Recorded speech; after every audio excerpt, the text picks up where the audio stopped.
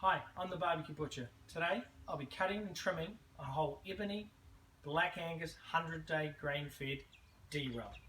But before I show you the D-rump, here is a rump cap or picanha.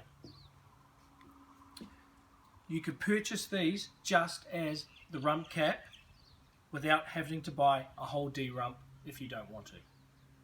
That's what they look like in the bag. On top of every D-rump, this is where the picanha sits, and I'll show you how to take that off. So take it over here like this, and you'll see under here there's a seam. Get a little knife and just slowly cut down there. You can see, just keep on opening it up. And when you get to about there, it'll stop, and you can see the colour changes. You can get your knife, go straight across. There is a rump cap.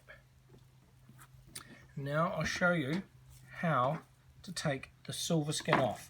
As I showed you before, this has no silver skin, which sits there. So put your knife under, go forward, and then just this is the easy way. Now just peel it back like that. You can see the gristly bit there. And there's a little bit up here. Just take that bit off. Trim your edges. And there's your whole rump cap all ready to go. And what's left in the D-rump is what we call the rump heart. It always has a little bit of gristle here, so grab a knife and just come in here and square it all up. Again, you can use that for your fast fry meat. Remember the 2-finger rule. Put it in, down, pull. Same again, 2.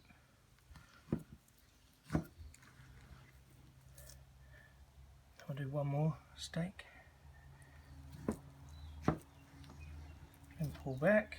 So there's some great steaks. So off the whole D-rump you can buy, you get the rump steak and you get a picanha. Remember to like and subscribe to my YouTube channel. Have a great day.